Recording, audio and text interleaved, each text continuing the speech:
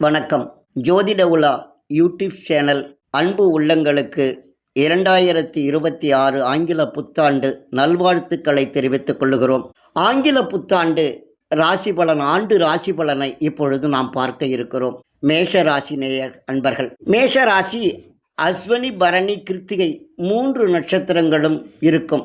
மேஷம் செவ்வாயினுடைய ராசி அதிபதி ஆவார். ராசி அதாவது ஆண்டு தொடக்கத்தில் ராசியாதிபதி செவ்வாய் பகவான் காலபுருஷனுக்கு 9ஆம் இடமான தனுசிலே சென்று அமர்ந்து குருவால் பார்க்கப்படுகிறார். குரு மங்கள யோகம் பெறுகிறார். அருமையான பிறப்பு அவர்களுக்கு. அது மட்டுமல்லாமல் 14/1/2026 ராசி அதிபதி செவ்வாய் 10ஆம் இடமான மகரத்தில் சென்று உச்சம் பெறுகிறார். இந்த நேரத்தில் பூமி பிரச்சனைகள் அத்துணையுமே உங்களுக்கு தீர இருக்கிறது. பூமி பிரச்சனைகள், பூமி வருவது, வாங்குவது, இவைகள் அத்தனையுமே உங்களுக்கு ராசியாதிபதி உச்சம் பெற்று உச்ச நிலையில் தருகிறார். தொழில் நன்றாக இருக்கும். தொழில் ஸ்தானத்தில் உச்சம் பெறுவதால் தொழில் நன்றாகவே இருக்கும். ஆகையினால் அனைவரும் இந்த நேரத்தில் நாம் பயன்படுத்திக் கொள்ள வேண்டும். 3/3/2026 2க்கும் 7க்கும் உடையவ சுக்கிர பகவான் தன் ராசிக்கு 12ஆம் இடத்திலே சென்று உச்சமிடுகிறார்.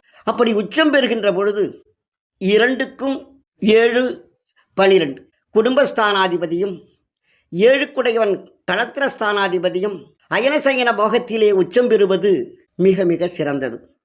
திருமண தடைகள், திருமணம் செய்யலாம். குடும்பம் நன்மையாக இருக்கும். அயனசயன போகம் நன்றாக இருக்கும். இப்படி நல்ல பயனை களத்திரக்காரகன் சுக்கிரன் கொடுக்கிறான். அதே போன்று 6/3/2026 சனி பகவான் உங்களுக்கு 12ஆம் இடத்திலே வந்து அமர்கிறார். இது வாக்கிய பஞ்சாங்கம். ஆகையினால் உங்களுக்கு 7.5 சனி துவங்க இருக்கிறது.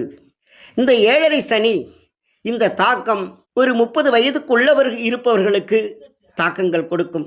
30 வயது முடிந்தவர்களுக்கு மங்கு சனி, பொங்கு சனி என்று சொல்வார்கள். அது சுமாரான தாக்கங்களை கொடுக்கும். ஆகையினால் நீங்கள் பயப்பட வேண்டாம். 1/6/2026 குரு பகவான் 4ஆம் இட கடகத்தில் சென்று உச்சம் பெறுவதால் 4ஆம் இடம் உங்களுக்கு வண்டி, வாகனம், சுகஸ்தானம் நன்றாக இருக்கும். அவரே உங்களுடைய 12ஆம் இடத்தை பார்க்கிறார், 7ஆம் இடத்தை பார்க்கிறார். அருமையான ஒரு நிலையை கொடுக்கக்கூடியதாக இருக்கும். ஆகையினால் நீங்கள் கவலைப்பட வேண்டிய அவசியம் கிடையாது.